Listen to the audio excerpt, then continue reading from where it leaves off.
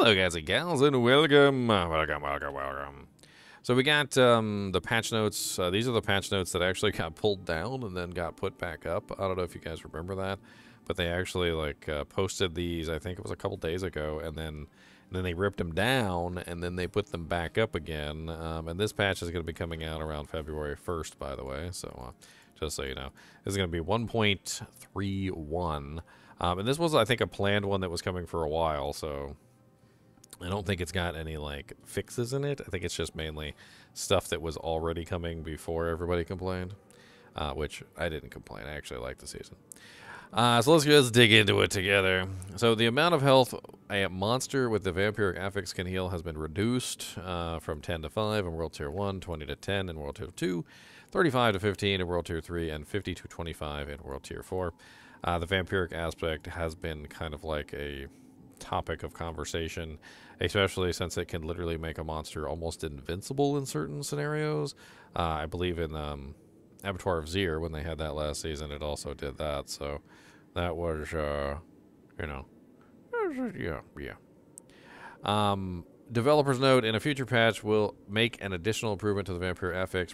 Projectile attacks from monsters like Khazra's Throw Spear will gain a visual effect when they are imbued with the Vampiric affix. This will make it easier to identify which projectiles can heal the monster. The Suppressor affix has been adjusted. The suppressor field no longer is always on. It has a 6-second duration and 50 to 75% uptime. So the Suppressor affix will be turning on and off. I've actually seen some monsters do that before. I think it was like a bug in one of the earlier patches where some of the monsters would just turn it off, depending on if they had charge abilities and things like that. And it not having 100% uptime, it might actually be pretty nice, especially considering some players have a lot of trouble with suppressor fields, like, for instance, Bone Spear Necromancers. The field can be canceled if the monster with the affix is stunned, frozen, knocked down, or dazed. So that's interesting, too. So basically, you're going to be able to crowd control that monster out of the effect. Of course, you've got to still get inside of it to activate the stun, freeze, or knockdown. We've adjusted the layout of monster spawns for several dungeons. Smaller adjustments have also been made. Nightmare Dungeon sigils will now display the level that monsters will be for the sigils tier. I like that. Season of the Construct. The following updates have been applied to the Send Shell's abilities. Gyrate increased by 30%, Pummel increased by 30%, Bushwhack increased by 30%, Impale increased by 30%, Focus increased by 20%, Lightning Bolt increased by 20%, Firefly increased by 10%, that one's pretty OP, Tempest increased by 10%, that one's pretty OP too. I don't think these needed buffs. I think this is kind of like an overreach. People complained, and now they're buffing it. I don't think it really needs the buffs, but I think it's too late. The complaints made it their way through. There's already a couple videos out, by the way, of literally the Seneschal soloing Lilith and Duriel. So, Reconstruct. Healing increased from 22 to 32% maximum life at level 1. The heal goes up. At level 10, the healing is increased from 40 to 50% maximum life. Frigid support. Damage increased from 50 to 60% of the supported skills. Bleeding 50 to 60, electrocution 50 to 60, poison support 50 to 60. So they're upping the percent conversion. That's pretty nice. Dusk and burning. So all of these are the ones that are actually really good for specific classes. So, if you're a bleed barbarian, you probably want to be using the bleeding because it gives you a really nice bonus. If you're like a poison or a dusk or burning characters, it's pretty good to run these as well because it gives you additional poison, shadow and burn. Shadow, the dusk support can actually trigger Shadow Blight key passive and so forth and so on. The burning one can obviously increase your burning damage through the combustion aspect, key passive, and so forth and so on. The electrocution one can stun things, and there's quite a few ways that you can get additional damage bumps from stunning targets, like, for instance, the aspect or the enchantment on the sorceress with charged bolt gives you additional charged bolts whenever the monsters are stunned. So having something provide extra stuns means more charged bolts coming out when the monster is stunned, and so forth and so on. It's kind of an interesting change there, just more of a conversion to that specific element for that specific character that might need the additional burning support. Bug fixes. Fixed an issue where the screen reader did not read out available points in the skill tree or Paragon menus. Fix an issue where the screen reader didn't function properly when viewing possible affixes when enchanting. Fix an issue where the screen reader didn't announce if an active governing stone would function with a highlighted tuning stone. Fix an issue where the screen reader pronounced the rank incorrectly when ranking up the seneschal. Fix an issue where the screen reader didn't properly communicate the text related to smoldering ashes. Fix an issue where the screen reader didn't read out the titles of the tabs in the social menu. Season of the Construct. Fix an issue where the Journey chapters 5 and 6 did not reflect the item power for the rewards received from completing the chapters. Fix an issue where Ayuzan was missing from the gate hall after the seasonal quest line was completed. Fix an issue where Ayuzan didn't attack enemies during the Tumor quest. Fix an issue where a duplicate Ayuzan could be seen during a body stolen, a body made quest. Look at my eyes, I've got double vision.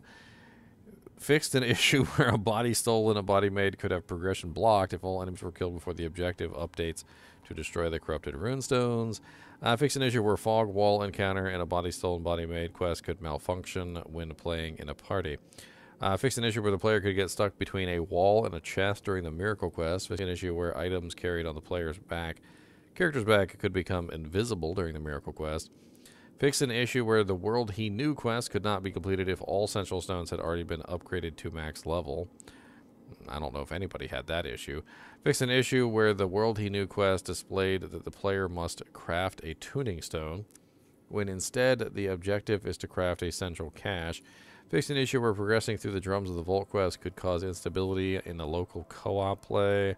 Fixed multiple issues where the quest progression of a support wound could be blocked if the player is teleported and back. Fixed an issue where the dungeon could be left before completing the Eniad quest. Fixed an issue where the essential ability Gyrate displayed an incorrect damage value for the next rank of the ability. Fixed an issue where the chill stacks from the Seneschal Frigid support ability would not apply in certain circumstances, such as when a player dies and is revived. Fixed an issue where damage over time effects by the Seneschal did not benefit from class passives or legendary item effects, such as burning damage not benefiting from the Sorcerer's Warmth. Interesting. So that should beef up the burning damage when using the burning Seneschal right there. That's a really nice one. So this actually answers the question, by the way, that I think we've all had, which is, does the Seneschal benefit from class passives and legendary item effects? And I think the answer to this question is yes. Because obviously they're fixing it so that they work, and they should have worked, but they didn't, and they are making sure that they do. So in this particular case, we now have confirmation that yes, the class passives and legendary effects do in fact affect the Seneschal. Fixed various other UI issues related to the Seneschal. Fixed an issue where the Seneschal cast could be opened before acquiring a Seneschal, which would result in getting nothing from the cache. Fixed an issue where tuning and governing stones rarities didn't display properly when socketed. Fixed an issue where slowing tuning stones had the wrong name in the tooltip when dropped on the ground. Fixed an issue when multiple tuning stone tooltips won't update when paired with a duration stone.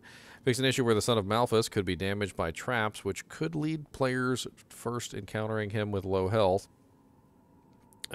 Fixed an issue where turret traps could fire invisible projectiles. Oof. That's a big oof.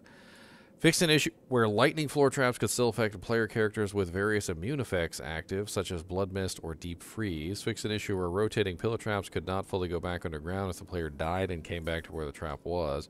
Fixed an issue where the visual effect for damage over time applied by trapped chests did not last the entire duration of the damage. Fixed an issue where the gate hall displayed an alchemist as an available service in the map. Fixed an issue where the Ritual of Undoing menu displayed placeholder text. Fixed an issue where players couldn't use the Leave Dungeon while inside the library in various circumstances.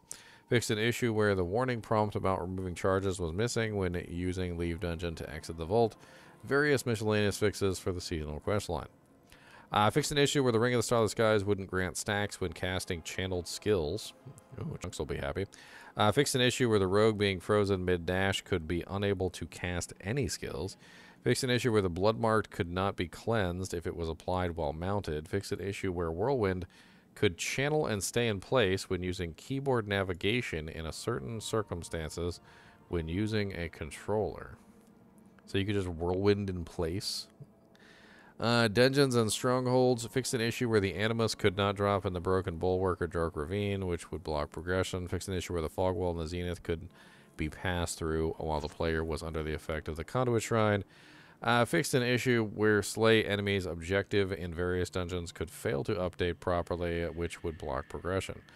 Fixed an issue where Bagel Moth, Bagel Moth, I know that's not how you say his name, Bagel Moth in Turtulra could leave the boss arena if another player in the party was outside the fog wall. Fixed an issue where players could sometimes not leave the dungeon through the emote wheel or the dungeon's entrance. That's a big issue this season. Fixed an issue where Watchmen could spawn outside the map light switch, which will block progression. Fixed an issue where progression in the Fallen Temple could be blocked if the idol was killed too quickly. User interface and user experience. Fixed an issue where the Sorcerer's Incinerate skill didn't have additional visual effects when cast with 10 plus ranks. Fixed an issue where hits from the Barbarian's Frenzy did not display damage numbers consistently. Fixed an issue where damage over time visual effects didn't appear correctly on some Necromancers. Fixed an issue where players could move around with the keyboard controls while engaged in a trade. Fixed an issue where movement was not interrupted when using keyboard controls and interacting with the stash. Fixed an issue where the mouse interaction with chat could malfunction when keyboard controls were enabled. Fixed an issue where the selection would not be saved when applying a cosmetic in effects tab. Fixed an issue where the actions mapped to the action wheel could still function while in menus, which could cause odd behaviors.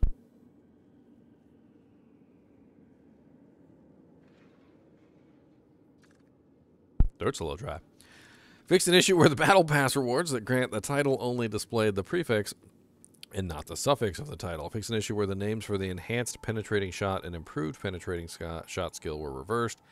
Fixed an issue where the notifications for cosmetics in the stable wouldn't disappear. Fixed an issue where stat comparisons between two items or when upgrading could display inaccurately if the items being compared had multiple sources of the same stat, e.g.